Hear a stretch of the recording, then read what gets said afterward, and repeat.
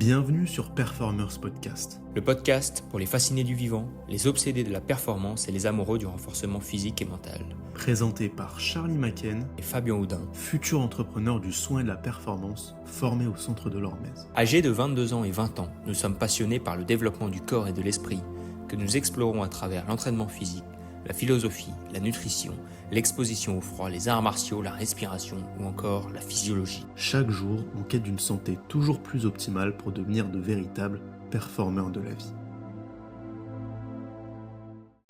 Chers auditeurs, bienvenue dans ce 7e épisode de Performers Podcast qui va être consacré à l'alimentation, à la nutrition, à la digestion, mais avec un angle bien différent de ce que l'on peut voir et entendre un petit peu partout, ce qui pullule sur les réseaux sociaux, où c'est le fief, l'alimentation, la nutrition de tous les dogmes et de toutes les personnes qui pensent détenir la vérité en disant que tel régime, tel aliment est absolument parfait.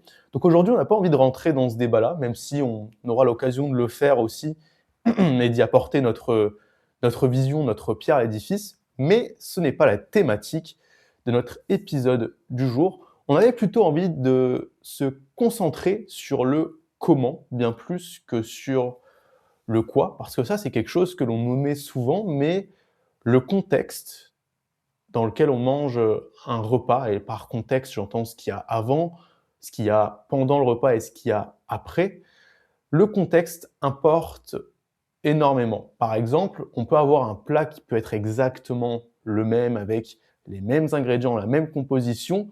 Manger dans un contexte différent, il va produire telle réaction sur le corps. Manger dans un autre contexte, il va produire d'autres réactions. Donc en fait, le contexte, c'est-à-dire l'environnement dans lequel on mange, les personnes avec qui on mange, la manière dont on mange, le temps que l'on prend pour manger, enfin bref, tout ça, l'état aussi interne dans lequel on est pendant qu'on mange, tous ces éléments-là, ces facteurs pléthoriques, vont venir influencer la qualité et l'optimisation de la digestion, et c'est ce dont on va traiter aujourd'hui. D'ailleurs, je me suis fait la réflexion aussi en songeant à ce podcast dans ma voiture hier, c'est qu'en fait, malheureusement, à mes yeux, on fait souvent l'erreur lorsqu'on veut améliorer sa digestion, retrouver de l'énergie, tout ça. On fait souvent l'erreur de se concentrer uniquement sur le quoi, c'est-à-dire on veut transformer l'assiette, on veut enlever les mauvais aliments, en rajouter d'autres. Et c'est déjà une très bonne chose, cette volonté de vouloir changer comme ça. Mais à mes yeux, le quoi n'est rien sans le comment. C'est-à-dire qu'on peut avoir une très bonne assiette avec, sur le papier, des produits de qualité, des produits bruts, etc., de la bonne viande, des bons légumes, tout ça. Mais si on mange dans un mauvais contexte, dans un contexte qui ne permet pas à une bonne digestion d'advenir, en fait, tous nos efforts seront vains. Donc, on va s'orienter aujourd'hui sur tout ça, sur des réflexions très pratico-pratiques de ce que l'on met en place, nous, chacun, dans nos quotidiens, avec deux approches un petit peu différentes. Lui, Fabien, qui a plus exploré, en tout cas plus que moi, le monde de la nutrition, etc. Moi qui apporte peut-être une autre vision avec celle de la régulation du système nerveux. Bref, on va coupler chacun nos deux expériences pour parler de ce que l'on met en place concrètement, donner des vrais outils pour que le quoi et le comment rentrent en synergie. Parce que le quoi, c'est le carburant. Ce qu'on ingère, c'est, on a coutume de dire, le carburant, ce qui nourrit la machine, ce qui nourrit le véhicule, au même titre que l'oxygène, au même titre que l'eau, que l'hydratation. Et ce carburant-là, c'est très bien. S'il est de bonne qualité, s'il est adapté au véhicule, c'est parfait. Et c'est ce qu'on va rechercher. Donc ça, c'est le quoi, c'est les aliments sur lesquels on va jouer. Très bien. Mais si la manière dont le carburant est distribué, en quelque sorte, si je peux prendre cette analogie, si la pompe qui distribue le carburant, elle est toute cassée et que le jet il part dans tous les sens, en gros que le contexte dans lequel on mange n'est pas bien adapté, que la manière dont on mange n'est pas propice, eh bien ça va pas nous apporter les résultats escomptés. Bref, trêve de blabla, après cette longue tirade et ce monologue, je vais directement te lancer, Fabien, avec cette première question. pourquoi finalement on cherche à optimiser sa façon de manger et pourquoi ne pas simplement se concentrer sur, bah OK, on va changer les aliments?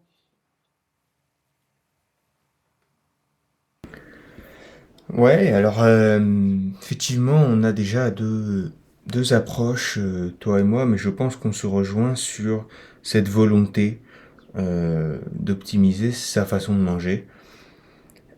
L'optimisation, évidemment, elle va de pair avec les notions de renforcement, les notions notamment de performance qui nous sont chères sur Performance Podcast. On cherche à optimiser ce que l'on mange et comment on mange parce que quand on cherche déjà à mieux performer en termes de sport, en termes d'activité intellectuelle, sur tous nos pans du quotidien, il est vrai que l'alimentation, c'est un carburant essentiel. Ça, on va pas se mentir. Et c'est ce qui peut être responsable de vraiment nos qualités cognitives, nos performances intellectuelles, nos performances physiques aussi. C'est ce qui va faire qu'on va pouvoir aller courir plus vite, soulever plus lourd, etc.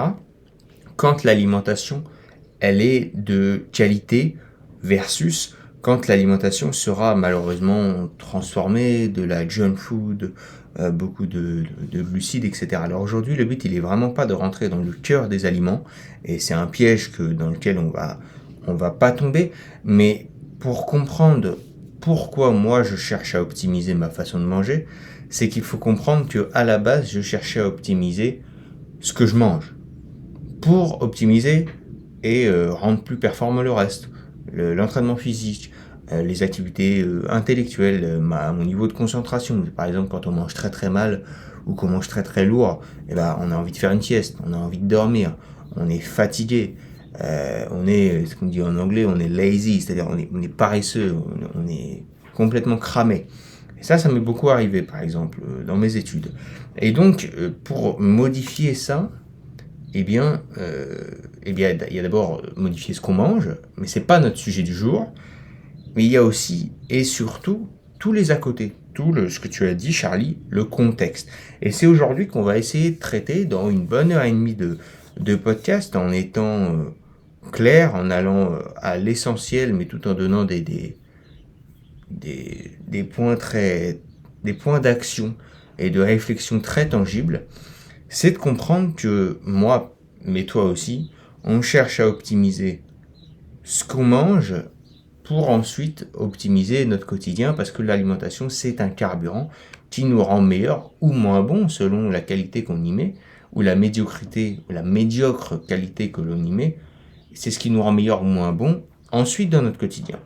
Et aujourd'hui, on va chercher à faire, comment je pourrais dire ça, moi je le dirais comme ça, de l'optimisation d'optimisation, de la suroptimisation peut-être. C'est que bien manger, c'est un autre sujet, ça fera l'objet de plein d'autres podcasts. Qu'est-ce que bien manger, qu'est-ce que mal manger, quels aliments, il y a des ordres, etc. Voilà. Et quand, à quel moment de la journée, combien de fois on peut manger pour optimiser tout ça. Et les à côté, ce contexte dont tu parles, eh bien peut-être les heures, l'ordre dans lequel on peut manger. Moi je pourrais même aller vite fait comment cuisiner, entre guillemets, certains aliments, etc. Mais quel timing manger par rapport à son sommeil, quelles erreurs ne pas faire juste avant de se mettre à manger, la manière de manger, mais vraiment il y a plein de petits détails, qu'est-ce qu'on peut faire après le repas pour venir optimiser l'assimilation de l'alimentation qui est en train de devenir nutriment. Donc en fait on va venir optimiser l'alimentation que l'on se donne. Donc quand on considère que l'on a une alimentation qu'on cherche à optimiser déjà, c'est-à-dire ce qu'on mange, et ben on va venir faire de l'optimisation d'optimisation, de la suroptimisation.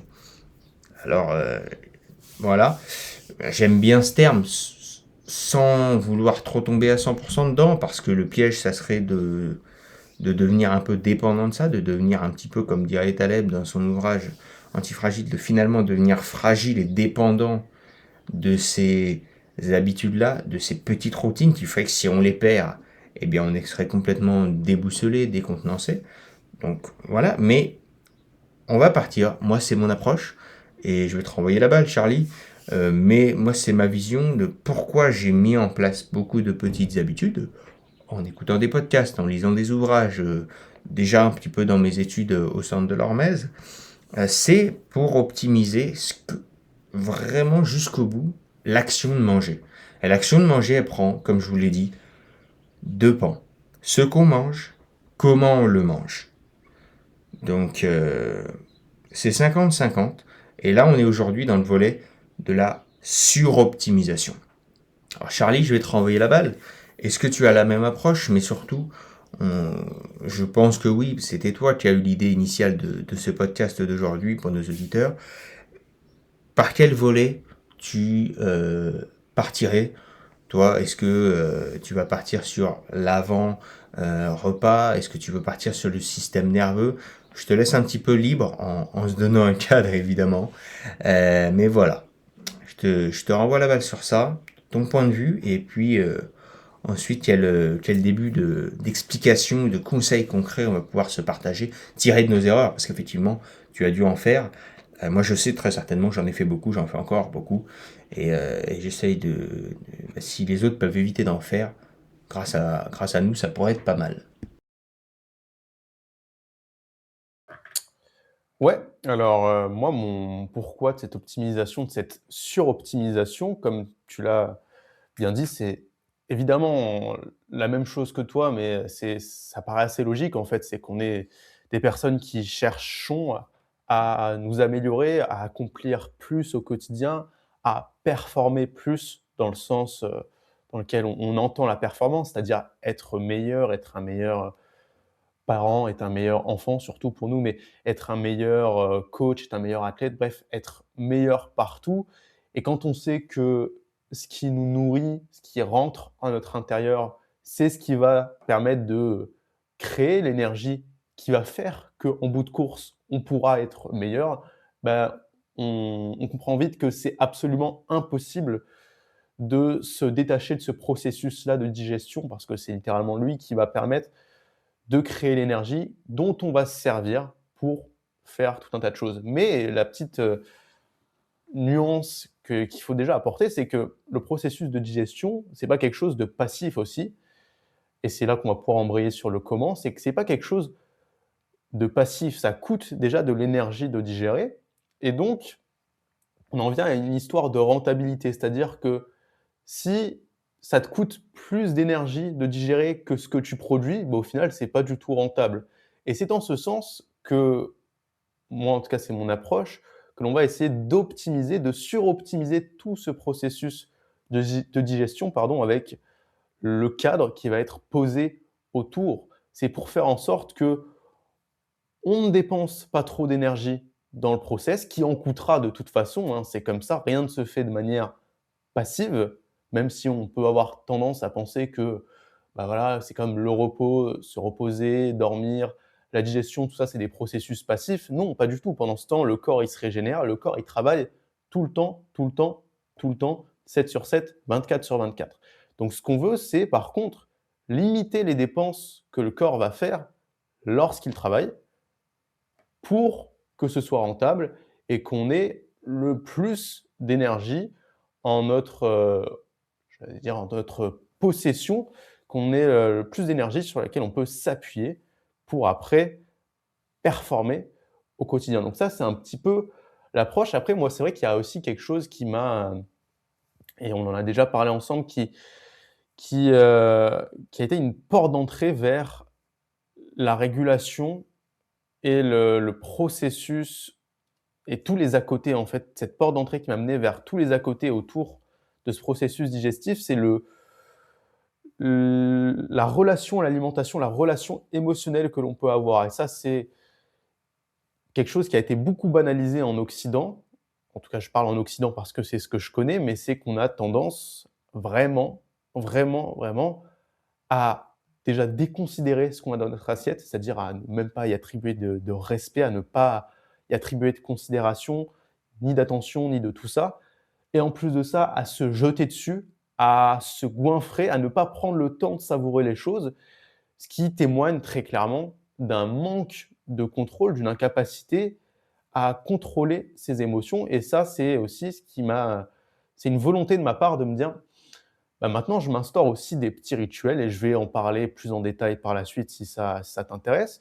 Mais j'instaure des petits rituels pour faire en sorte que je ne me jette pas sur la nourriture et je prenne le temps de savourer chaque repas comme il se doit. Parce qu'en prendre le temps, c'est un des éléments clés qui va faire en sorte que, la digestion soit optimale. Alors moi, pour le plan que j'envisageais et ce sur quoi on va pouvoir directement embrayer, c'était quelque chose d'assez chronologique en fait pour donner une vraie piste à nos auditeurs. C'est le avant, qu'est-ce qu'on fait avant? Quel contexte mettre en place pour favoriser une bonne assimilation, une bonne digestion? Le pendant, qu'est-ce qu'on fait concrètement pendant le repas? Au-delà même du cœur, de ce qu'il y a dans l'assiette, mais qu'est-ce qu'on fait? Quels principes on peut appliquer? Quelles sont les petites habitudes assez faciles que l'on peut mettre en place? Et le après, pareil, qu'est-ce que l'on peut avoir comme pratique? Qu'est-ce qu'on peut utiliser comme outils qui vont favoriser tout ce processus-là? Alors moi, pour poser directement un cadre par rapport à la régulation, au système nerveux, qui est une thématique qui m'intéresse beaucoup, c'est que, en fait, ce processus de digestion ne peut être optimal que s'il est fait lorsque l'individu est dans un état de calme. C'est-à-dire qu'on a 2 modes de fonctionnement dans le système nerveux, on en a déjà parlé à plusieurs reprises, c'est le sympathique et le parasympathique. Le sympathique, c'est la fuite, c'est la lutte, c'est la vigilance. Donc on comprend que c'est le mode qui est là pour nous aider à répondre à un danger. C'est le mode qui active le corps et qui va puiser dans les ressources. On a son inverse, le mode parasympathique. Lui, il est là pour le repos et pour la digestion, justement, et pour en fait nous amener dans cet état de calme. Donc on devrait être la plupart du temps dans le mode parasympathique, c'est-à-dire à 70% du temps para à peu près, hein, c'est des chiffres donnés à l'appel comme ça, mais 70% para, 30% dans le sympathique. Le problème, c'est que aujourd'hui, beaucoup trop de personnes, et je m'inclus dedans, vont se mettre à manger en étant toujours dans ce mode sympathique-là. Et ce mode sympathique-là, on l'a dit, c'est le mode de la vigilance, de la réponse au danger. Or, lorsqu'on veut répondre à un danger, il va y avoir des fonctions dont on va avoir besoin et d'autres dont on ne va pas avoir besoin. En gros, le corps va privilégier certaines fonctions, comme par exemple les muscles qui vont se contracter pour nous mettre en mouvement, les muscles squelettiques qui font bouger le squelette. On va aussi accélérer le rythme cardiaque. On va dilater les bronches pour qu'il y ait plus d'air qui s'engouffre. Bref, il y a des fonctions qui vont être utilisées pour faire en sorte qu'on ait un maximum de ressources afin de répondre aux dangers perçus. Et à contrario, il y a d'autres fonctions qui vont être, elles, inhibées, parce le corps considère que là, tout de suite, dans cet instant de danger, il n'y en a pas besoin. En l'occurrence, ça va être la digestion, ça va être aussi la reproduction.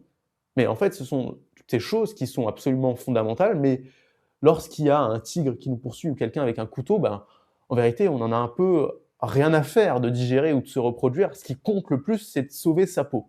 Donc, le corps va rediriger toute son énergie vers ce qui va lui permettre de sauver sa peau. Et c'est dans ce sens que lorsqu'on est dans le mode sympathique, avant d'entamer un repas, ou pendant le repas, et même après le repas, en fait, dans tout cet espace-temps là autour du repas, si on est dans le mode sympathique, notre corps, lui, n'est pas préparé pour digérer. Lui, très clairement, son énergie, son attention, il envoie vers autre chose, vers ce qui va lui permettre de lutter face au danger. Donc, on comprend assez naturellement que la digestion ne va pas être optimale. Et c'est en ce sens que moi, la plupart des pratiques et des routines que je vais mettre en place aujourd'hui dans mon quotidien pour améliorer ma digestion, ça va déjà être de favoriser ce retour au calme. Favoriser ce retour au calme. Et pour ça, il y a 1001 manières. Je vais d'abord commencer par donner mon avant. Ensuite, je te renverrai la balle, sinon je vais commencer à beaucoup m'étaler. Mais peut-être donner ce que je fais avant de manger. C'est quelque chose de très simple, mais de la respiration. Ça peut être de la respiration, ça peut être autre chose, mais en fait, comme on l'a dit, il faut une pratique qui permette au corps de se sentir en sécurité, de ne pas sentir qu'il y a quelque chose qui le poursuit, qu'il y a quelque chose qui le pousse à lutter, qui l'étreint. Le corps a besoin d'avoir ce signal de OK, c'est safe là. Et donc, si c'est safe, bah, je peux digérer tranquillement, je peux allouer mon énergie à ce processus de digestion. Donc moi, personnellement, j'utilise la respiration sur chacun de mes repas. Le temps de pratique va varier bien sûr en fonction des repas. Je suis à 3 repas par jour. Par exemple, le matin, je sais que j'ai un peu moins de temps, donc il y aura une pratique qui sera beaucoup plus courte, mais en général, la pratique, ça va être quelque chose comme de la cohérence cardiaque ou alors des techniques comme le 3-6, c'est-à-dire 3 secondes d'inspiration, 6 secondes d'expiration. Grosso modo, ce sont des pratiques qui visent à faire ralentir le rythme de l'organisme, à faire ralentir le rythme cardiaque également pour signaler au corps qui capte ces informations intérieures, là, ce rythme cardiaque, ce rythme respiratoire. On a des récepteurs qui captent tout ça et qui renvoient des informations au niveau du système nerveux central. Ben, ce qu'on veut, c'est informer le système nerveux central qui pilote un peu le tout, qui chapeaute tout ça, lui dire là, on est tranquille, là, on est safe. Donc, si on est safe, on peut bien digérer. Donc voilà, des respirations, 3-6, 3 secondes d'inspiration, 6 secondes d'expiration, ce pendant 2, 3, 4, 5 minutes. Mais déjà, rien que ça nous plonge dans un état de calme qui va être beaucoup plus propice à la digestion. Et ensuite, je vais rajouter une deuxième pratique vraiment juste avant de commencer le repas, avant de déguster ces délicieux mets, mais simplement de fermer les yeux, d'avoir ce petit moment en fait où, pareil, on vient s'accorder une transition avant le repas. On n'est pas là, genre, on pose l'assiette sur la table et direct on se jette sur l'assiette. Ça, je l'ai fait des tonnes de fois. Et au final, tu te rends même pas compte de ce que tu manges. Tu as le goût une fois des aliments, tu trouves ça bon, puis après, tu manges par automatisme, tu savoures même plus et t'engloutis ta gamelle en 10-15 minutes chrono. Donc ça, c'est complètement ce que l'on veut éviter. Peut-être que tu pourras d'ailleurs l'expliquer pourquoi après. Mais donc moi, ce que j'aime bien faire, c'est justement fermer les yeux, avoir un petit moment d'attention sur ce que je mange, un petit moment de gratitude où je me dire en fait, merci, tu vois, j'ai de la nourriture dans mon assiette. Merci aux producteurs, aux personnes qui me nourrissent, qui ont élevé cette vache, ce bœuf que je suis en train de manger, qui ont fait pousser, qui ont fait grandir ces légumes que je suis en train de manger. Avoir de la gratitude pour ça et simplement déjà ralentir, prendre le temps de respirer. Et ensuite, c'est un petit cycle de 3 respirations que je fais, ça va très vite, c'est un petit moment, à l'instant de 30 secondes. Et ensuite, une fois que c'est fait, que j'ai pris ce moment de transition, là oui, je peux attaquer mon repas. Je vais directement attaquer mon repas sur un autre rythme, avec beaucoup plus de lenteur et beaucoup plus d'appréciation. Et donc, j'honore vraiment ce qu'il y a dans mon assiette plutôt que de manger simplement par pulsion émotionnelle, comme c'est souvent le cas. Voilà, il y a aussi d'autres choses que je voudrais évoquer, mais j'ai pas envie de trop partir sur plein de directions différentes. On va essayer de rester cadré sur cet épisode-là parce qu'il a le potentiel sinon de nous emmener dans 1001 directions, dans 1001 endroits. Donc on va rester cadré. Je vais te renvoyer la balle sur ça. Peut-être quelle est ton approche, toi, générale, autour de tout ça? Puis, si on veut rester sur le avant de commencer à parler du pendant, justement, mais si on veut rester sur le avant, qu'est-ce que toi, tu mets en place au quotidien? Si tu as des routines ou si pas du tout, mais quels principes tu peux appliquer?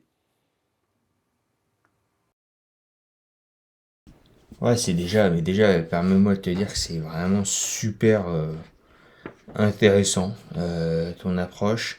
Ce n'est pas quelque chose que comme tu le dis, que l'on connaît, qui est tant plébiscité dans notre société, dans nos fonctionnements, mais macro comme micro, dans les familles, voilà, encore moins par le monde professionnel, les mondes d'entreprise où, tu sais, beaucoup de gens sont amenés, des fois contraints et forcés à ce qu'on appelle manger sur le pouce, manger en marchant, manger en pensant à autre chose, en étant stressé.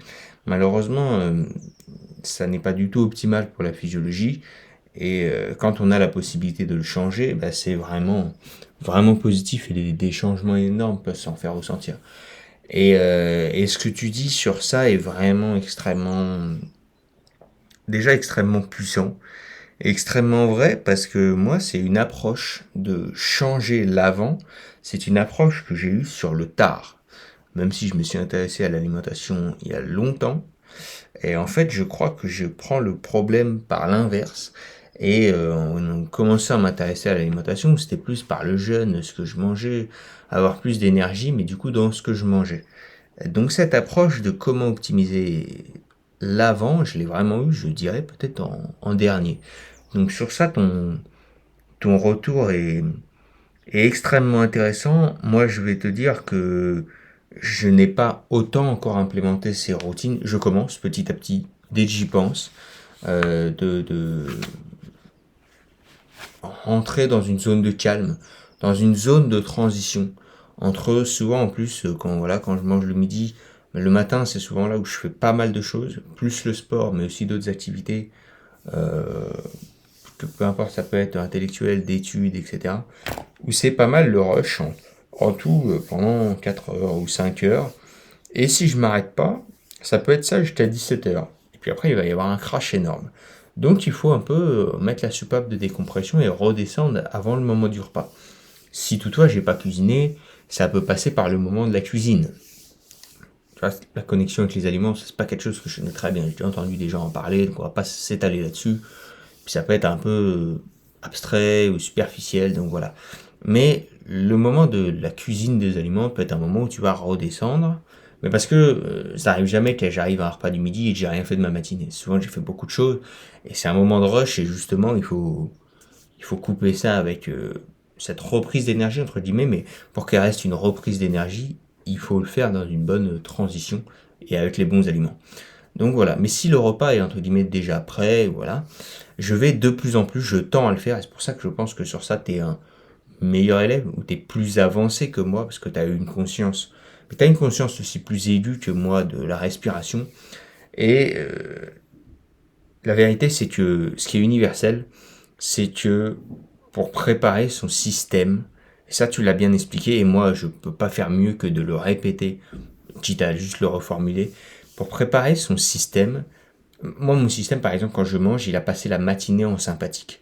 J'ai soit répondu à des mails, j'ai fait mes études, j'ai été sur mon écran, j'ai écrit des articles pour mon site, on a réfléchi au podcast ensemble, séparément, j'ai fait du sport. J'ai été constamment en mode sympathique, en mode un peu rush.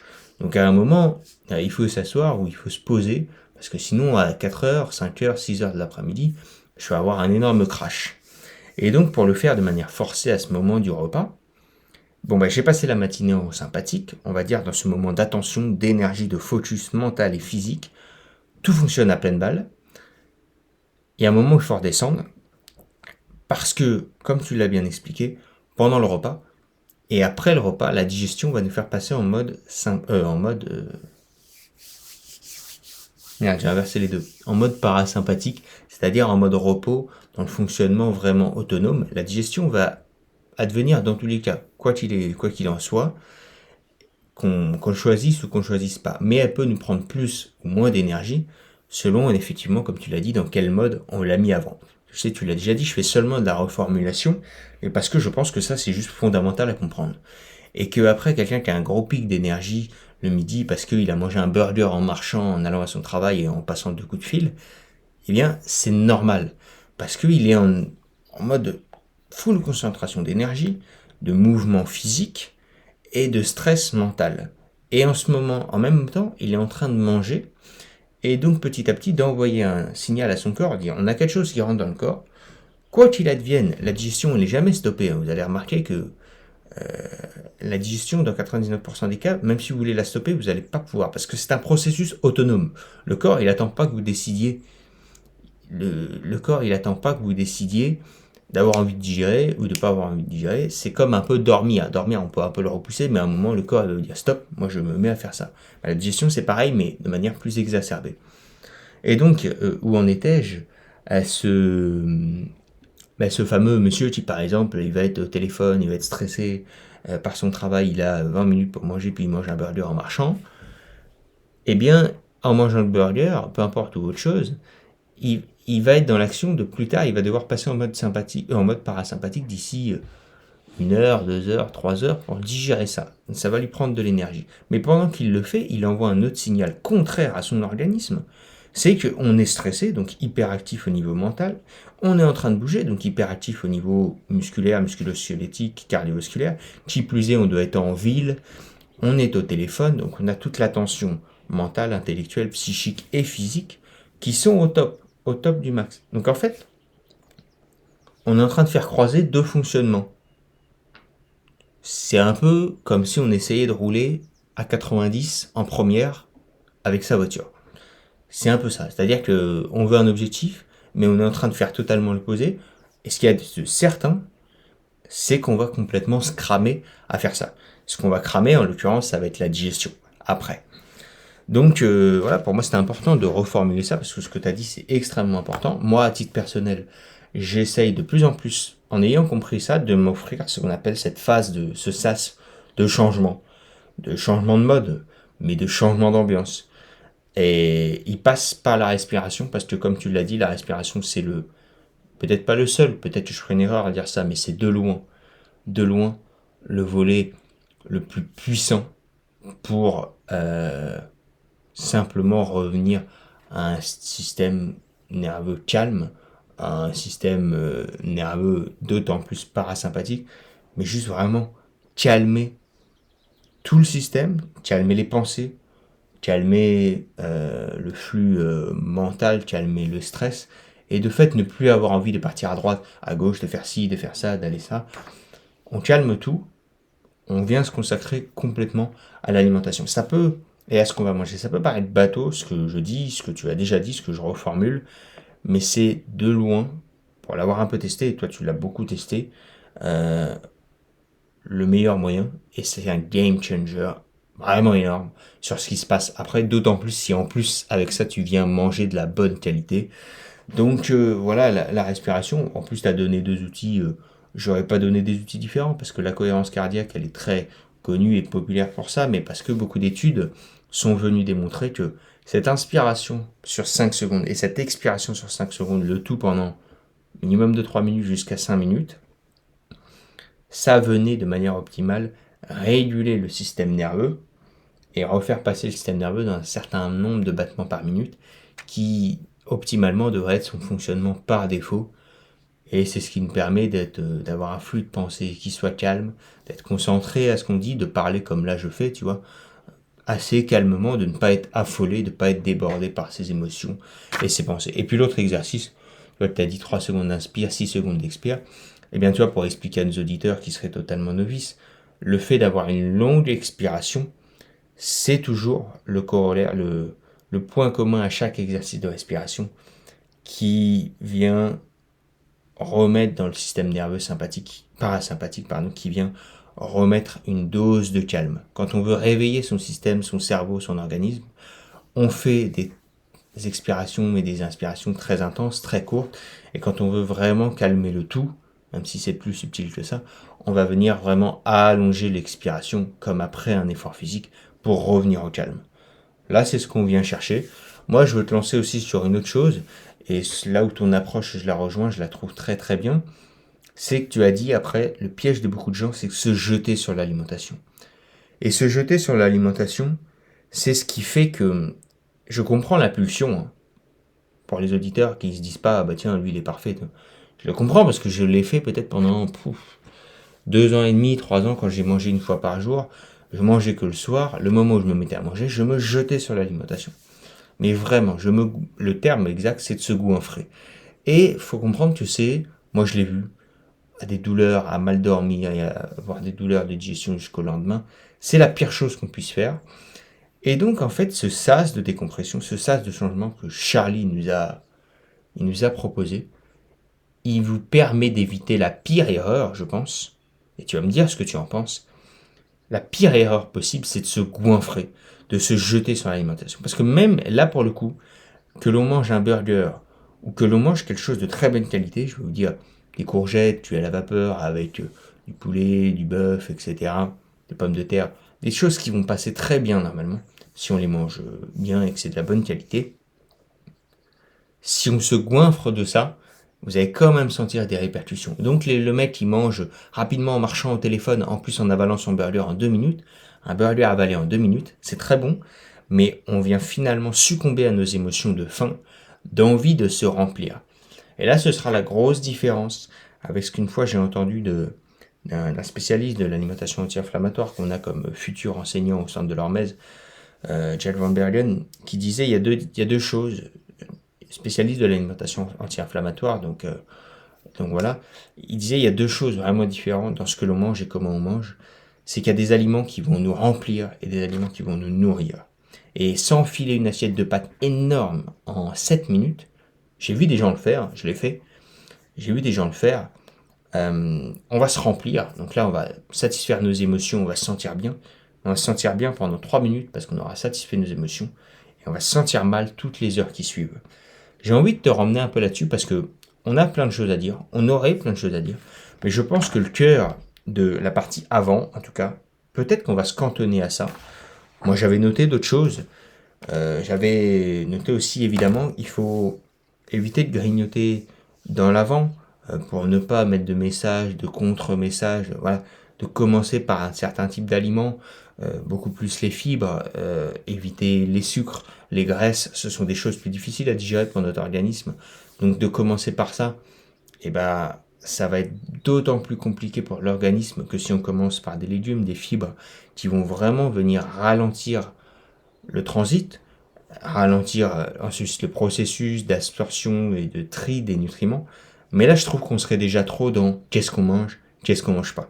Donc je vais pas trop m'y étaler, ou au pire à la fin, s'il nous reste du temps, je préfère te renvoyer là-dessus parce que dans le choix qu'on a fait de comment on mange et tous les à côté, ce que tu as dit, c'est central et le fait de se goinfrer est la pire erreur que moi j'ai fait, que beaucoup font, mais je me permets de juger parce que je l'ai beaucoup fait, et que quand on est en contrôle avec la respiration, on va pas se goinfrer.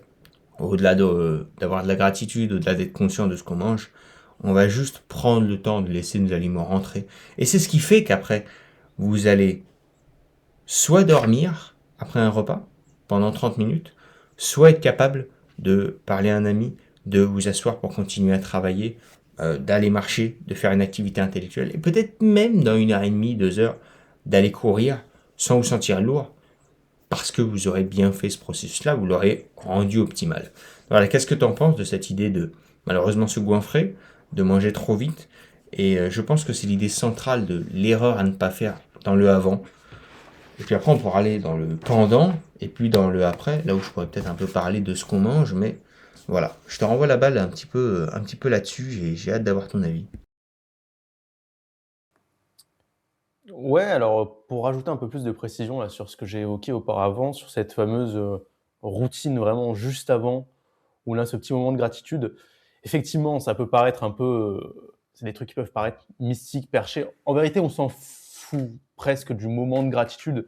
C'est simplement effectivement déjà ralentir et briser ce cercle vicieux que l'on nourrit, heu, où la nourriture devient quelque sorte, et c'est vraiment ça, une béquille émotionnelle, quelque chose dans lequel on se réfugie parce qu'on a plein de problèmes dans notre vie, hein. En général, mais il faut vraiment faire l'exercice, profondément pour pouvoir l'observer, mais en général, lorsqu'on a une tendance à se jeter sur des aliments, d'autant plus du sucre, mais en fait, c'est un petit peu tout, mais lorsqu'on va, voilà, se jeter sur le paquet de crêpes Waouh, pour ne pas citer de marque, qui est dans le placard, ou pour se jeter sur, je sais pas, les croissants ou les pains au chocolat achetés à la boulangerie, c'est qu'il y a quelque chose en amont, en notre intérieur, dans notre subconscient qui n'a pas été réglé.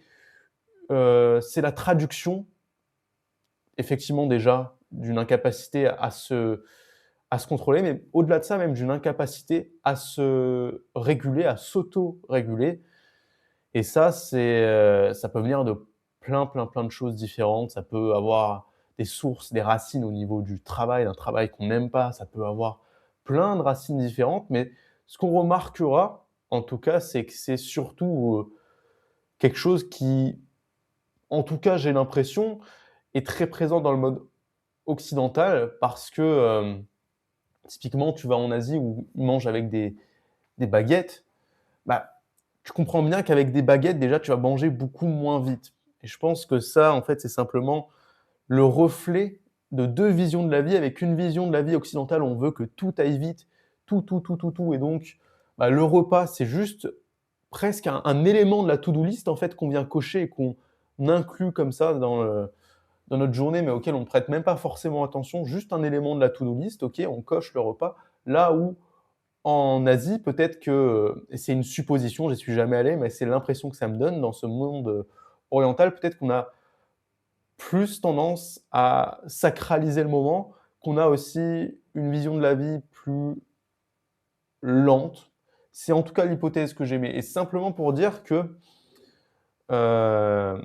pour dire que effectivement, c'est même un cercle vicieux, en fait, le fait de se jeter sur la nourriture. Comme toi, je l'ai fait pendant des années, pendant mes périodes où j'étais encore, compétiteur en boxe où, bah, en plus de ça, tu as une période de privation pour perdre du poids, donc tu te prives et bon, bah, comme tu sais pas forcément, gérer ton alimentation, tu te prives et tu te frustres en plus de ça. Donc tu te frustres et tu te rattrapes une fois que la pesée est passée. Sauf que tu te rattrapes, voilà, tu vas sauter sur tout ce qui est comestible et donc tu entretiens vraiment ce cercle vicieux et l'idée d'intégrer une pratique de respiration ou non, en amont, mais c'est vrai que la respiration, c'est quand même le levier le plus accessible pour tout le monde parce que littéralement tout le monde l'a avec soi et puis à chaque instant. Mais l'idée d'intégrer une pratique, en tout cas un petit rituel de ralentissement, si je peux dire ça comme ça, avant de manger, c'est de venir, en fait, tout simplement rompre ce cercle qui s'auto-entretient, en fait, où, bah, on a une pulsion de manger, on prend ce qui traîne dans les placards, on détruit ça en 5-10 minutes, on se goinfre littéralement, c'est vraiment le mot, idéal pour décrire. On se goinfre pendant 5 à 10 minutes, on n'a pas pris le temps de savourer, on est, on se sent trop lourd parce qu'on a vraiment trop mangé, parce qu'aussi il y a ça, hein, mais lorsqu'on mange vite, en fait, la satiété arrive beaucoup plus lentement parce que les hormones qui indiquent au corps que ça y est, on n'a plus faim, bah, elles ont pas encore eu le temps d'atteindre leur cible pour leur, transmettre le message. Donc les hormones, elles sont encore dans le sang en train de se trimballer, ce qui fait qu'on va manger rapidement, on se goinfre, on se goinfre, on se goinfre, on se goinfre et le signe de satiété n'est pas encore arrivé jusqu'au cerveau, donc on peut continuer à se goinfrer, donc on mange trop et en résulte, ben, une sensation d'être lourd et cetera. Et puis après, on va avoir ce crash d'énergie et donc vu qu'on se sent mal, vu qu'on se sent fatigué, vu qu'on se sent triste, on va évidemment se replonger dans l'alimentation, on va se regoinfrer d'un nouveau repas qui va être avec des aliments transformés et cetera. Mais ça, on est vraiment sur le quoi, la composition de l'assiette, mais on va, voilà, manger rapidement, sans prêter attention à quoi que ce soit et puis en fait, c'est un cercle vicieux qui se nourrit tout le temps comme ça. Donc l'idée, c'est de rétablir ce moment de calme et c'est vrai que personnellement, je suis passé d'un extrême à l'autre, c'est-à-dire de quelqu'un qui mange assez vite, qui, voilà, a des pulsions et des craquages alimentaires très, très durs à contrôler, à quelqu'un qui a cette capacité de, prendre du recul sur ce qu'il mange, de, bah, justement ralentir en mangeant et ça fait même sourire mes parents maintenant parce que je prends littéralement, 30-45 minutes par repas, au moins 45 minutes. C'est vraiment beaucoup. On n'est pas obligé de tomber dans ces extrêmes-là. Après, quand on a le temps et qu'on peut se le permettre, bah, c'est pas un mal, hein. Savourer un repas, je pense que c'est cool et moi, j'ai vraiment ressenti les bénéfices sur ma digestion tout en, heu, gardant à côté le fait que, personnellement, je suis quelqu'un de très tourmenté, perturbé, avec énormément de pensées et ça, c'est pas forcément ce qu'il y a de plus optimal pour la digestion. Mais bon, bah, je fais avec, tu vois? J'ai pas encore trouvé la recette miracle, le remède qui va me permettre de ne plus penser ou en tout cas de ne plus avoir, tout un tas de songes négatifs. Donc, on fait avec. Et simplement pour dire que, bah oui, c'est pas optimal et oui, ça disparaît pas lorsque je fais mes pratiques de respiration en amont. Ça, c'est un piège que beaucoup aussi, quelque chose que beaucoup nous vendent sur les réseaux sociaux, c'est voilà, tu fais une respiration 3-6 et que tu es stressé, que tu es anxieux, que tu as plein de plein de pensées compulsives et négatives, et bah, si tu fais une respiration 3-6 ou une autre respiration, une cohérence cardiaque, tu vas régler tous les problèmes et tu vas aller mieux et tu vas te sentir plus apaisé. C'est pas vrai. C'est pas vrai. En tout cas, tu vas pas le percevoir comme ça en ton intérieur, mentalement. Consciemment, tu vas pas le percevoir. Par contre, il y a une chose de sûre, c'est qu'en faisant une respiration qui vient réguler, comme le 3-6 ou le 5-5, tu viens littéralement, mécaniquement, ralentir le système. Tout à l'intérieur ralentit, que tu le veuilles ou non. Ça se passe. C'est comme ça. Par exemple, pour donner vraiment une explication concrète, c'est que sur une respiration, 3 secondes d'inspiration, 6 secondes d'expiration, ce qui se passe, c'est qu'en fait, le cœur qui est au milieu de nos 2 poumons, lorsque l'on va inspirer, il va se comprimer, donc il va augmenter son rythme, ce qui va nous stimuler, ce qui va envoyer une information que là, on va rentrer peut-être plus dans le mode sympathique, dans le mode action.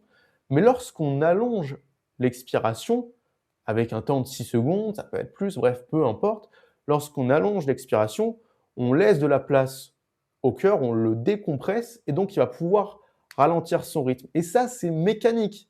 Qu'on le veuille ou non, qu'on soit complètement perdu, dépressif, j'en sais rien, qu'on ait des pensées terribles, des songes incessants, comme c'est le cas pour moi, eh bien ça se passe. De toute façon, le cœur va ralentir. Et donc, oui, ce sera peut-être pas optimal parce que l'état intérieur l'état mental n'a pas été changé, mais l'intérieur, lui, a au moins été prévenu que là, ça va être un moment de calme.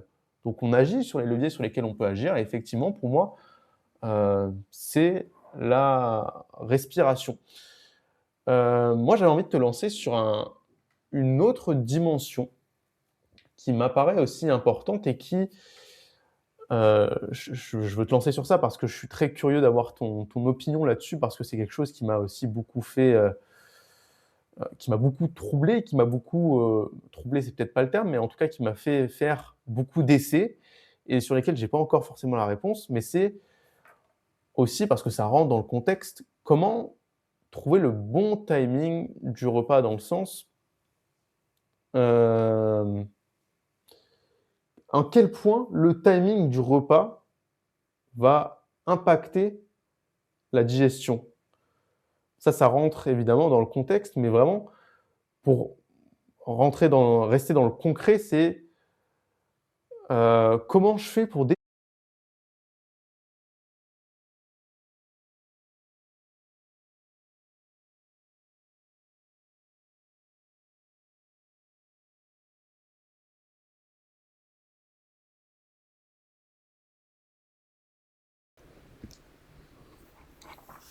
Ouais, c'est une bonne transition. Alors, je me permets juste avant de revenir très rapidement pour donner d'autres petites billes de lecture sur ce que tu as dit pour nos éditeurs. Tu as parlé de la petite différence, qui n'est pas une petite différence, qui est pas mince, entre effectivement notre vision de la nourriture en Occident versus en Orient.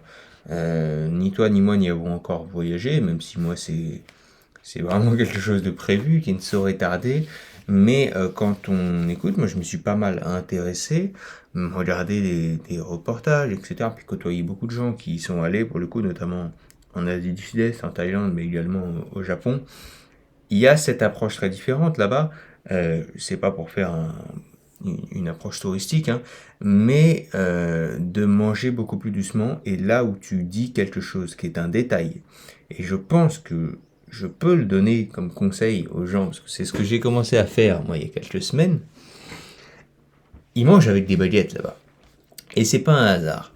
C'est pas un hasard d'abord, parce que moi, pour l'instant, je galère encore à manger avec des baguettes. Donc, je le fais, tu vois, pour être tout à fait transparent, je le fais un peu tous les jours, justement pour m'entraîner. Mais c'est vraiment autre chose que manger avec une grosse cuillère ou manger avec une fourchette. Ou là, pour le coup, par exemple, le steak haché ou les légumes, je peux l'enfiler en 3 morceaux. Eh bien, quand tu manges avec des baguettes, peu importe ce que tu manges avec des baguettes, essaye de manger une omelette avec des baguettes par exemple, tu manges de fait des beaucoup plus petites quantités et le mouvement de se concentrer à tenir les baguettes, qui est tout autre chose que la fourchette, ça paraît très subtil, mais ceux qui seront intéressés comprendront ça. Le mouvement subtil de se concentrer avec les doigts, tenir l'alimentation et tenir les baguettes, fait que tu manges beaucoup plus doucement. Donc il y a cette approche qui est loin d'être anodine, qui vient pour le coup vraiment de l'Orient, de l'Asie, et ça on l'apprend à personne. Ce n'est pas en Norvège qu'on mange avec des baguettes, ni même en France. Manger avec des baguettes fait qu'on va de fait être forcé par notre environnement, c'est ça qui me fascine des fois, être contraint par l'environnement qu'on s'est imposé à manger plus doucement et à faire des plus petites bouchées. On ne peut pas se goinfrer avec des baguettes, c'est absolument impossible. Et ça, quand c'est couplé avec, comme tu l'as dit, le fait d'avoir un retour au calme juste avant, et en plus, ce n'est pas le sujet du podcast, de manger des aliments de qualité, sincèrement, on ne peut pas avoir des problèmes d'énergie, on ne peut pas avoir des grosses baisses d'énergie, etc. C'était un regard que je voulais donner. Et petite dernière chose aussi, il y a longtemps, je m'étais intéressé un petit peu à une île au Japon. Alors le Japon est une île, mais il y a une population qui est connue pour être avec beaucoup de centenaires au Japon, qui ont plus de 100 ans, qui s'appelle l'île d'Okinawa. Et c'est l'une des zones bleues, des 5 ou 7 zones dans le monde où il y a beaucoup de centenaires en très très bonne santé. Et donc la science s'y est intéressée, les scientifiques y ont regardé et se sont posé la question. Chez certains, en Amérique du Sud, pas loin du Costa Rica, etc., c'est pour d'autres raisons. Mais à Okinawa, les Japonais, alors il y a beaucoup d'activités physiques, mais ce qui intéressait les scientifiques, c'était de se rendre compte de comment ils mangent. Alors ils mangent beaucoup à la base de riz parce que c'est dans leur microbiote, c'est dans leur gène et c'est dans leurs aptitudes de le manger, de le digérer, différemment des Occidentaux. Ils ont aussi beaucoup de produits de la mer, etc. Mais ils ont une façon de manger. Et ils ont un truc qui est fascinant. C'est juste quelque chose que je mets à côté comme ça, mais qui pourra piquer la curiosité de certains auditeurs. Sur l'île d'Okinawa, ils ont une règle dans leur alimentation, c'est qu'ils s'arrêtent de manger en ayant encore faim. Et ça, qu'on en soit capable ou non, qu'on l'approuve ou non, qu'on ait cette vision ou non, moi je l'ai déjà essayé, c'est super dur. Je sais pas si je l'ai déjà réussi honnêtement. C'est super dur parce que ça vient contrebalancer tout ce qu'on s'est dit. C'est-à-dire qu'il faut un niveau de maîtrise de ses émotions qui est quand même assez élevé. De s'arrêter de manger alors que l'on a encore faim. Mais eux, ils s'assurent de quelque chose, c'est que quand après le système digestif, il va travailler sur ce qu'il a dans l'estomac, il aura aucune souffrance. Parce que il aura peut-être pas forcément assez, vous allez me dire, mais il mange plus souvent des plus petites quantités. Mais par contre, il aura jamais trop. Sur l'île d'Okinawa, il s'assure d'une chose, c'est que le système digestif n'aura jamais trop. Et c'est quand le système digestif, c'est tout ce qu'on dit depuis déjà presque une heure, c'est quand le système digestif il est surchargé, qu'il a trop, qu'il est obligé de dire « Oh là, moi je m'arrête, je mets tout en mode stop parce que tu m'as donné beaucoup trop là. Donc, on va faire une sieste. Donc, on n'a pas d'énergie à donner pour le cerveau. Donc, me demande pas d'aller courir ou d'aller à la salle de sport. C'est pas possible. Parce que tu m'as donné beaucoup trop. » Éviter la surcharge du système digestif, c'est tout ce qu'on dit depuis une heure. C'est toutes les astuces qu'on donne. De manger avec des baguettes, de manger plus doucement, de respirer avant pour être un peu plus conscient, de manger tranquillement, que ça rentre dans le système digestif, qui est un système vraiment complexe. On en fera un autre podcast plus en détail. Et bien sur l'île d'Okinawa, les Japonais, centenaires et en bonne santé, ils ont compris quelque chose. En vérité, eux, les Asiatiques, ont compris beaucoup plus de choses que nous. Mais ils ont compris cette chose-là, qu'ils s'arrêtent avant, ils prennent le problème à l'inverse. Ils s'arrêtent avant la satiété. Leur mal, c'est la satiété, donc ils s'arrêtent avant.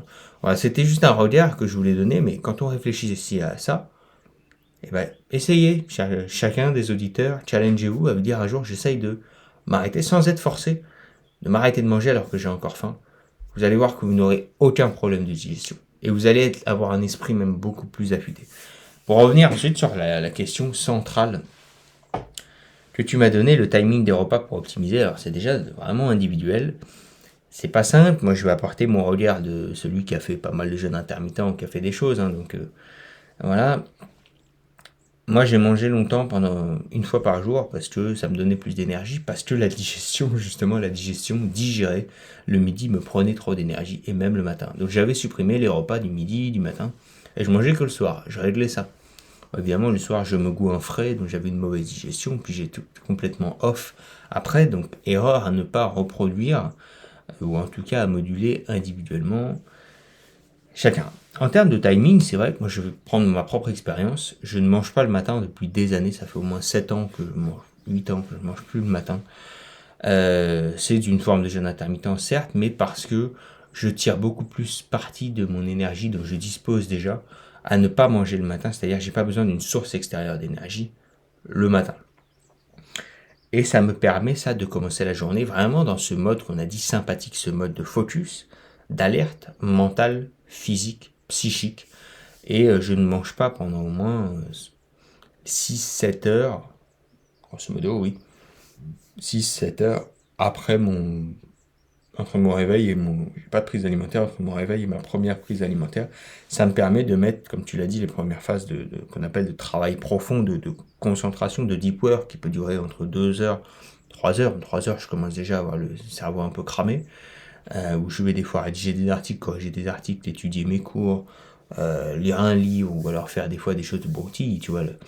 Je repars en Irlande, préparer un voyage, donc je fais tout au même moment, mais je bachote tout en 3 heures. Bon, à la fin, tu es censé être un petit peu cramé. Une session de sport, ça prend 4-5 heures, plus les phases de transition. Toute une phase pendant laquelle je mange pas, mais je suis vraiment en mode parasympathique. Là, je joue sur l'énergie que j'ai en moi, et je n'ai pas besoin de me nourrir. Un peu un moment avec ma famille quand j'y suis, ou alors où je vais apprendre, un moment où je vais perfectionner mon anglais quand c'est le cas, ou quoi.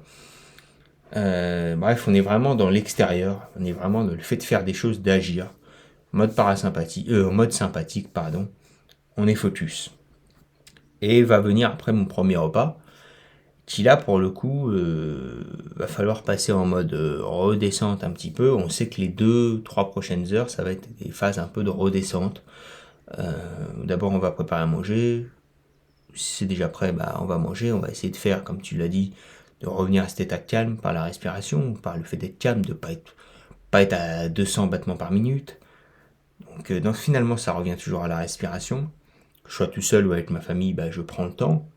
Des fois, mes parents, mes proches ont l'habitude de prendre une boisson après, donc c'est un moment qui permet quand même toujours de rester dans ce moment de calme. Il y a toujours une marche qu'on a l'habitude de faire en famille, ou même des fois je prolonge tout seul. Et une phase de marche après, je vais te lancer là-dessus après, mais la phase de marche chez moi, très importante pour moi, très importante chez moi, pour faire circuler les nutriments dans le tube digestif, et puis qu'ils puissent ensuite, que le système digestif puisse vraiment faire son travail. On peut le voir aussi, c'est pour réguler la glycémie, le taux de sang dans le sucre, notamment si on est amené à manger des féculents, un peu des glucides, des fruits, etc. C'est tout ce que je mange, des pommes de terre, voilà. Mais la phase de marche est très importante, et elle permet encore une fois d'optimiser cette phase sympathique. La marche, pourquoi? Parce que c'est du mouvement, mais c'est du mouvement doux, c'est-à-dire qu'on ne va pas aller faire du sprint après avoir mangé, c'est ça que je veux dire. Mais le fait de bouger est vraiment important. Je te laisserai Charlie ensuite sur le fait du brassage du diaphragme avec la respiration, mais qui va de pair avec le mouvement, qui est extrêmement intéressant, important au niveau physiologie. Quand on a compris ça, on a compris l'essentiel dans le post-repas pour optimiser sa digestion. Donc finalement, entre le moment où tu manges, l'avant, tu prépares, le fait de manger, la phase de marche, je réponds un peu à des messages en marchant, etc. Puis je peux me remettre après à des activités, je sais pas moi, autour de 15 heures, etc. Ou alors des fois j'ai des cours en ligne, voilà, ça peut être ça, une écoute de podcast, c'est quelque chose d'un peu passif. Eh bien, on est vraiment dans un mode parasympathique, c'est-à-dire faut pas me demander la chose la plus intellectuelle, mais je suis quand même capable de faire l'essentiel, mais je ne vais pas par contre physiquement être capable de sprinter, mais je vais être capable de suivre un cours en ligne ou un mentorat en direct du centre de l'Hormèse, ou d'appeler quelqu'un pour être concentré. Donc voilà, et puis le deuxième repas sera pris le soir en termes de timing. J'essaye, moi je veux le dire, je vais faire cette phase, tu pourras revenir là-dessus. Il y a un rôle de manger tôt quand on peut, parce que manger tôt, on va venir jouer sur sa physiologie, et il y a un lien réel entre digestion et puis sommeil. Et le fait de manger très très tard, eh bien la digestion va venir se faire pendant le sommeil. Et le processus de sommeil, c'est un processus de régénération où on est totalement en mode parasympathique, vraiment totalement. Et ce processus-là, il va être entravé, il va être gâché si on a aussi le processus de digestion. Alors que quand on va venir manger tôt, moi je vais dire un exemple, mon monde idéal quand je suis tout seul, c'est de manger vers 18h30, 19h, grand maximum 19h30, ça c'est plutôt le rythme avec mes proches, avec ma famille, ou alors un mode de vie en société. Mais sinon, moi tout seul, 18h30 c'est top. Avoir fini de manger, au moins, l'idéal c'est 3 heures. Mon idéal c'est 3 heures avant de me coucher. Parce que même si on a pas mal mangé, on se couche plutôt léger. On a eu le temps d'aller marcher, on a eu le temps de lire, on a eu le temps de parler avec ses proches, de préparer sa journée du lendemain, ses entraînements. Voilà. L'importance, je vais m'attarder un petit peu là-dessus, puis te redonner la parole sur tout ce que je t'aurais dit. Il y a une importance réelle à manger tôt, parce que c'est vrai que le processus de digestion, on veut éviter. Dans notre physiologie, dans l'étude de la physiologie, donc je me suis rendu compte, tu t'es aussi rendu compte, notamment au centre de l'Hormèse, c'est que quand la mauvaise chose à faire, c'est de croiser la digestion avec l'entrée en phase d'endormissement et l'entrée en phase de sommeil. Moi, je vais pouvoir mentionner 2 choses. C'est que pour s'endormir, je vais aller un peu dans la physiologie pure et dure, hein, puis tu me compléteras ou corrigeras, etc., pour que nos auditeurs aient cette vision. C'est que quand on va aller dans la phase d'endormissement, on a au niveau des hormones, principalement la mélatonine, on l'appelle l'hormone du sommeil, qui va venir nous pousser à nous endormir. C'est pas celle qui va créer une fin de sommeil, mais qui va nous pousser à nous endormir. C'est pas celle non plus qui va nous maintenir endormis. Mais voilà, la mélatonine va nous permettre, la plupart du temps, entre autres hormones, la phase qui va nous permettre l'endormissement. La mélatonine, elle est, il me semble, produite par la glande pinéale, il me semble, il y a un petit doute, mais il me semble que c'est exclusivement par la glande pinéale. Bref, une petite zone située dans le cerveau, et il y a un lien évident avec la digestion parce que on va aller vers un autre organe, le pancréas. Le pancréas, il est très impliqué dans la digestion. Il fait partie des organes du système digestif et il va permettre de sécréter des sucs digestifs. Il sécrète aussi l'insuline qui va régler le taux de sucre, il va régler notre glycémie, donc si on mange très sucré, le pancréas sera très mobilisé. Et on s'est rendu compte dans les études que le pancréas, il a aussi ce qu'on appelle des récepteurs à la mélatonine. Et ça, c'est assez surprenant parce que ça veut dire que le pancréas, il agit sur la diffusion de la mélatonine dans tout l'organisme. La mélatonine qui, elle, sert à s'endormir. Donc en fait, pour le faire en mille, on a besoin du pancréas pour s'endormir. Mais aussi, on a besoin du pancréas pour digérer. Et l'essentiel de ce que je viens vous raconter, de ce que Charlie va aussi vous raconter, c'est le pancréas. On en a besoin et pour digérer et pour dormir. Et comme toute chose, comme l'être humain, comme tout, il n'est pas très bon à tout faire en même temps. Et donc, l'idéal de venir manger tôt, c'est de laisser le pancréas finir son travail pour la digestion, au niveau de la production des sucs digestifs qui vont venir agir sur les nutriments, au niveau de la production de l'insuline, notamment qui va venir agir sur la régulation de la glycémie, pour ensuite convertir notre sucre en glycogène dans le foie, dans les muscles, et puis sous forme de graisse dans les cellules adipeuses. Et une fois que le pancréas il a fini tout ce travail-là, il va pouvoir agir et activer ses récepteurs à la mélatonine, et donc diffuser la mélatonine produite par la glande pinéale, produite par notre cerveau. Et donc là, on va pouvoir mieux dormir. Mais si on mange à 22h, eh bien, le pancréas, il va être encore occupé avec son insuline, il va être encore occupé avec ses sucs digestifs, avec tout ce qu'on lui a donné. Il ne pourra pas ouvrir ses récepteurs à la mélatonine. Voilà, c'est de la pure physiologie, mais c'est un point essentiel. Il y en a un deuxième, je peux me lancer là-dessus, il est un peu plus complexe, juste que nos auditeurs, ils s'accrochent quelques minutes. C'est encore une fois le rôle de l'insuline. L'insuline, elle est produite quand on mange des glucides, du sucre. Et on s'est rendu compte en étudiant la physiologie que quand on a une grosse entrée de sucre dans le sang, le pancréas produit de l'insuline, il y a un pic d'insuline. Et au moment de cette rechute, ensuite tout pic veut dire chute, et de cette rechute, on a une rehausse de l'autre hormone, notre amie, la gréline, qui est l'hormone de la faim. C'est-à-dire que quand on mange très sucré, on a une chute de l'hormone d'insuline. Une fois qu'elle a fait son travail de rentrer le sucre dans le sang, dans le foie, dans les muscles, etc., j'en passe, et ensuite sous forme de graisse, eh bien on a la gréline qui augmente, qui est resécrétée, et donc on peut réavoir une sensation de faim, parce que la gréline est l'hormone qui nous donne la sensation de faim, l'envie de manger. Et on s'est rendu compte que, en étudiant la physiologie, que quand on a un haut taux de gréline, c'est toujours précurseur d'une production des hormones de croissance qui vont agir pendant la nuit. Autrement dit, pour reprendre ça pendant l'inverse, notre finalité, c'est de vouloir avoir beaucoup d'hormones de croissance qui vont agir pendant la première partie de la nuit parce qu'ils vont régénérer notre cerveau, nos muscles, nos tissus adipeux, nos tissus de tous les organes qu'on a utilisés pendant la journée. Ok. Et pour ça, il faut qu'on ait un haut taux de gréline dans l'organisme. Ok. Et pour ça, il faut qu'on ait un faible taux d'insuline qui est rechuté. D'accord. Et pour ça, il faut qu'on ait mangé tôt pour que le taux d'insuline ait eu le temps de rechuter. Ou alors qu'on ait évité de manger du sucre, évidemment, mais ça, il faut manger que des œufs ou du poulet pour se permettre cela. Donc, en tout état de cause, il faudrait idéalement, moi c'est ce que j'applique, avoir fini de manger, avoir 3 heures avant de se coucher pour que tous ces processus dont j'ai parlé, ils puissent agir. Donc après tout cet écueil, ce long débat un peu physiologique, peut-être un peu complexe, mais qui est essentiel pour ceux qui seront un petit peu plus férus de connaissances ou de techniques, il est essentiel. Moi, je vais te renvoyer la balle, je vais te demander quelles seraient tes habitudes, qu'est-ce que tu penses de ce que j'ai dit, qu'est-ce que tu viendrais ajouter en termes pure physiologie. Et j'aurais peut-être une dernière chose que j'ajouterai un petit peu plus tard, c'est un petit peu ma routine, moi. Je reviendrai sur la marche, c'est un petit peu ma routine que je peux avoir vraiment au quotidien pour essayer d'optimiser mon optimisation, de sur-optimiser. Voilà, je te renvoie la balle sur ton quotidien à toi, tout ce que tu as ajouté dans le pendant, dans l'après, on peut se faire un énorme mix parce que finalement tout est intriqué, tout fonctionne ensemble.